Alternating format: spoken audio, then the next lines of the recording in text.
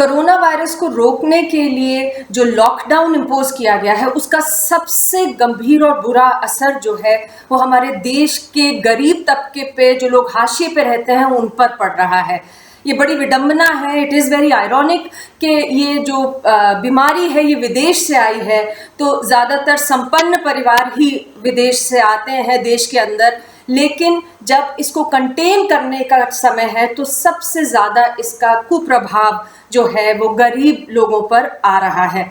हम जानते हैं कि हमारे देश में 90% वर्कफोर्स जो है, 90%, वो अनऑर्गेनाइज्ड सेक्टर में काम करती है। इसका मतलब कि वो दिहाड़ी मजदूर हैं जो रोज़ बाहर जाते हैं, न्यूनतम मजदूरी कमाते हैं और अपना और अपने परिवार का गुजर बसर करते हैं। अब ऐसे में जब सब कुछ बंद हो चुका है तो सबसे पहले तो उनके व्यवसाय पर एक बिल्कुल बंद हो गया है और उसके कारण वो ना तो अपने परिवार को खाना खिला सक रहे हैं सही से, ना ही उनके पास इतना भी पैसा है कि बच्चों के लिए दूध आ सके, दवाइयाँ आ सकें और भी अपना रेंट भी दे सकें। वो चाहे झुग्गी में भी रहते हैं और थोड़ा ही रेंट है, क्योंकि सेविंग्स तो बहुत कम होती हैं उनके पास में, और चंद ही दिनों में कुछ भी सेविंग थी वो ख़त्म हो चुकी है।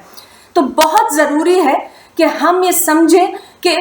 बहुत जो बड़ा सारा हमारा अनाज पड़ा है, जो एफसीआई के गोदामों में पड़ा है, वो तुरंत वितरण किया जाए लोगों के लिए, जिससे कि वो भूखे ना रहें, स्टारवेशन की नौबत ना आए। और दूसरी बात ये है कि अगर हम प्रगतिशील देश जो हैं, विकसित देश हैं, उनको भी देखें, वो भी समझ रहे हैं कि उनके यहाँ भी जो गरीब तबका है उन्हें वेज सपोर्ट की ज़रूरत है, कुछ पैसे उनके हाथ में होने चाहिए। इसलिए वो भी एक मिनिमम वेज सपोर्ट सबको दे रहे हैं जिनको ज़रूरत है। तो हमारे जैसे देश में जहाँ पर इतनी ज़्यादा गरीबी है, लोग गरीबी रेखा से नीचे वैसे ही रहते हैं, तो ऐसे में बहुत ज़रूरी है कि न्यूनतम मजदूरी का जो वेज है या उसका एक अंश लोगों को तुरंत दिया जाए, जिससे कि वो अपने रोज़मर्रा की जो ज़रूरत है कम से कम उसे पूरा कर सकें और जीवित रह सकें इस पूरे क्राइसिस के थ्रू।